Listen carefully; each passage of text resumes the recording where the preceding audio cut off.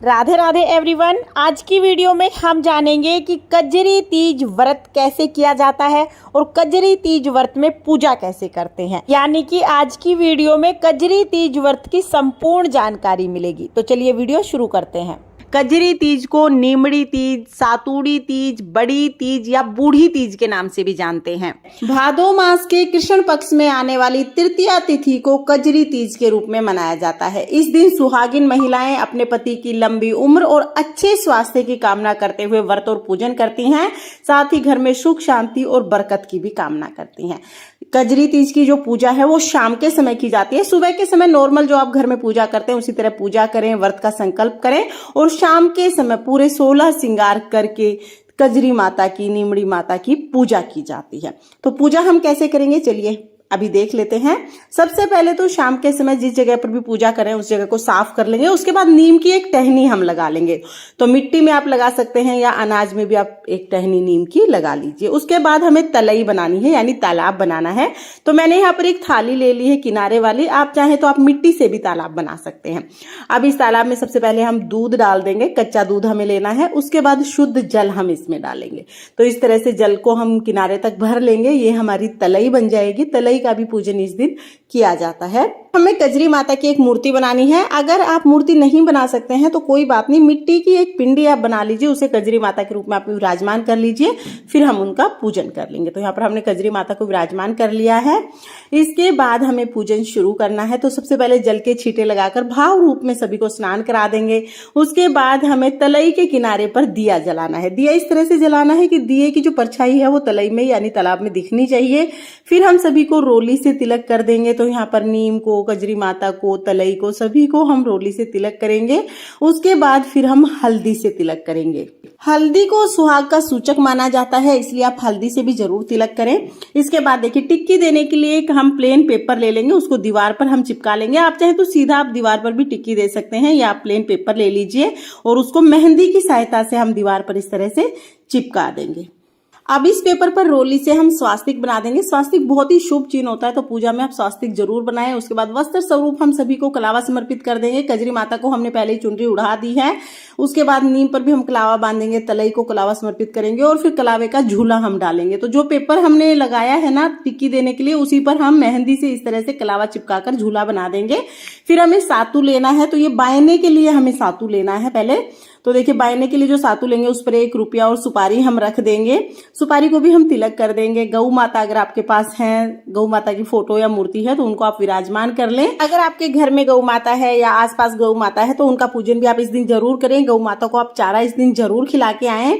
साथ ही हम नीमड़ी माता को, कजरी माता को, तलई को, सभी को हम यहाँ पर श्रृंगार का सामान समर्पित करेंगे। तो यहाँ पर हमने कजरी माता के लिए श्रृंगार का सामान समर्पित कर दिया है। जितना हो सके उतना श्रृंगार का सामान आप ले सकते हैं। ज्यादा ना हो तो चाहे 2 चीजें ले लें, लेकिन श्रृंगार का सामान जरूर लें। अब हमें टिक्की लगानी है। तो सबसे पहले रोली की टिक्की देंगे हम। तो 13 टिक्की रोली की हम लगा देंगे। उसके बाद फिर मेहंदी घोल लीजिएगा।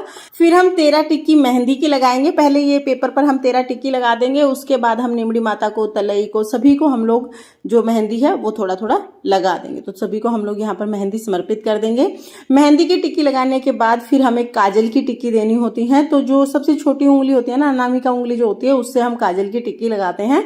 तो 13 टिक्की यहाँ पर हमें काजल की लगानी है। और पहले हम काजल की टिक्की पेपर पर लगाएंगे। उसके बाद नीमड़ी माता को, तलई को, सभी को हम काजल लगा देंगे। इसके बाद हमें गेहूं समर्पित करने हैं। तो गेहूं का बहुत अधिक महत्व होता है, गेहूं आप जरूर समर्पित करें। हम गौ माता के लिए भोग समर्पित करेंगे तो लोई पर गुड़ लगाकर आप समर्पित कर सकते हैं। उसके साथ ही हम फूल समर्पित कर देंगे। तो जो भी फूल आपको मिल जाए आप वो फूल समर्पित करें। बेलपत्र अगर आपको मिल जाता है तो बेलपत्र आप समर्पित करें। तो यहाँ पर मैंने बेलपत्र समर्पित कर दिया है। उसके बाद भोग के लिए सत्तू समर्पित करते हैं। तो देखिए एक सत्तू जो हमने कटोरी में लिया है वो तो बायने के लिए समर्पित करना है। दूसरा जो सत्तू हमने कटोरी में लिया है वो हमें भोग के लिए समर्पित करना है। तलई को भी हम भोग समर्पित कर देंगे। फिर हम यथासंभव दक्षिणा समर्पित कर देंगे और ऋतुफल हमें समर्पित करने हैं। तो जो भी ऋतुफल आपको मिल जाए आप वो समर्पित कर सकते हैं। नींबू और ककड़ी हमें जरूर समर्पित करनी है। तो यहाँ पर मैंने भोग समर्पित कर दिया है। बाद हम सबसे पहले नींबू की परछाई देखेंगे और बोलेंगे नींबू जैसो दिखो वैसो टूटो। उसके बाद फिर किसी भी फल की परछाई हम देखेंगे। ककड़ी जो हमने लिया उसकी परछाई देखेंगे। अपने सुहाग के सामान की परछाई हम देखेंगे। मंगलसूत्र, नथ, टीका, चुनरी, सभी की परछाई हम इसमें देखेंगे। और इसका मतलब है कि जैसी परछाई हमें आज इसमें दिख रही है, जब तक मैं जीवित रहूं तब तक ये सभी चीजें मैं ऐसे ही पहनती रहूं और इनकी परछाई मुझे ऐसे ही दिखती रहे।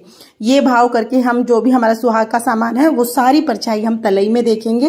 फिर हमें कजरी माता की कथा सुननी है। तो यहाँ पर देखिए 1 लोटा जल हम ले लेंगे, जल के लोटे पर 13 टिक्की हम लगाएंगे। तो रोली से 13 टिक्की हम इस पर लगा देंगे। उसके बाद अपने हाथ में हमें 13 दाने गेहूं के लेने हैं, बिल्कुल गिनकर हमें गेहूं के दाने लेने हैं। तो 13 दाने मैंने ले लिए हैं, इन्हें अपने सीधे हाथ में लेंगे। अब हम कजरी तीज व्रत की कथा सुनेंगे। तो व्रत कथा का वीडियो आपको चैनल पर मिल जाएगा, लिंक मैं आपको डिस्क्रिप्शन में दे दूंगी, आप वहां से देख लेना।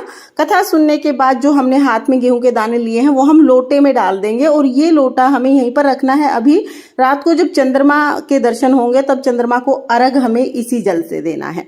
उसके बाद देखिए हम करेंगे आरती। तो आरती के लिए हम धूप दीप जला लेंगे, कपूर से हम यहाँ पर आरती करेंगे।